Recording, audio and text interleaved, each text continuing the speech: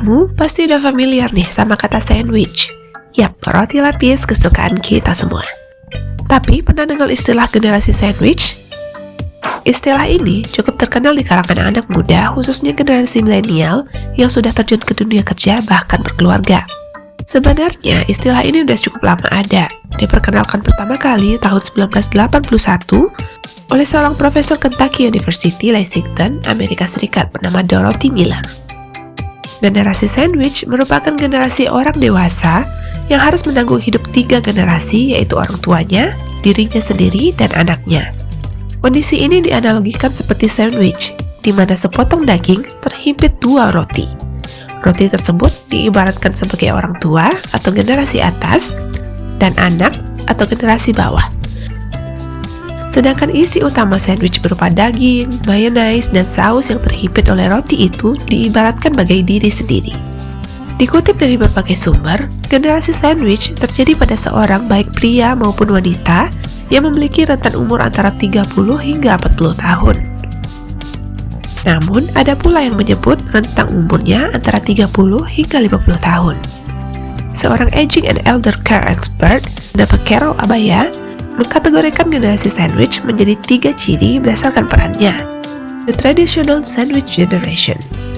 Orang dewasa berusia 40 hingga 50 tahun yang terhimpit oleh beban orang tua berusia lanjut dan anak-anak yang masih membutuhkan dukungan finansial. Yang kedua, the club sandwich generation.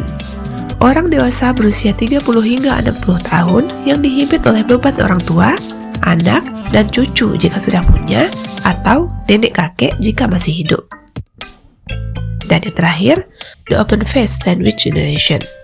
Siapapun yang terlibat dalam pengasuhan orang usia lanjut, namun bukan merupakan pekerjaan profesionalnya, masuk dalam kategori ini. Jika dilihat dari bebannya saja, di sini kita sudah bisa merasakan bahwa generasi ini memiliki beban hidup yang cukup bahkan sangat berat. Lantas mengapa generasi sandwich ini dapat terjadi? Banyak faktor yang melatar belakanginya, namun pada umumnya ini terjadi karena kegagalan finansial orang tua. Bukan bermaksud untuk menyalahkan sepenuhnya, tapi orang tua yang tidak memiliki perencanaan finansial yang baik untuk masa tuanya akan berpotensi besar untuk membuat sang anak menjadi generasi sandwich berikutnya. Dan selanjutnya, sang anak akan mengikuti jejak orang tuanya kelak sebagai orang tua yang tidak memiliki jaminan di masa tuanya dan akhirnya berlanjut begitu seterusnya. Bagaimana cara memutuskan rantai generasi sandwich? Memutuskan rantai generasi sandwich bukanlah hal yang mudah dan dapat dilakukan begitu saja. Perlu konsistensi dan usaha yang lebih besar untuk dilakukan. Gak perlu untuk merasakannya terlebih dahulu. Bagi kamu yang saat ini beruntung belum berada di posisi ini, maka gak ada salahnya mengikuti beberapa cara ini agar kamu dan generasi selanjutnya tidak lagi merasakan beban berat ini.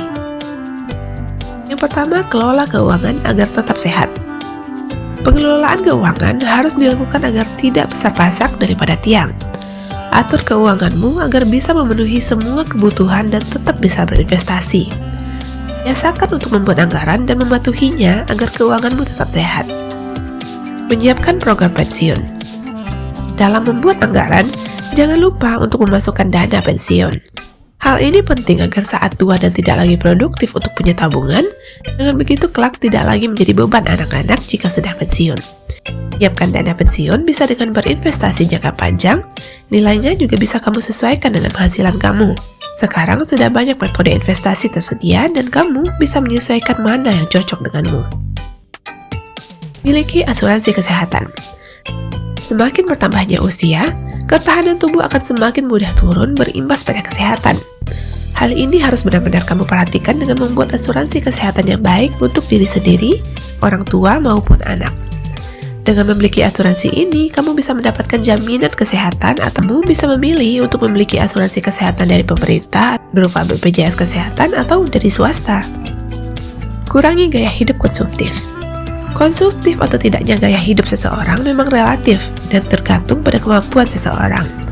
Namun tidak ada salahnya kita mengurangi gaya hidup konsumtif yang dirasa nggak perlu.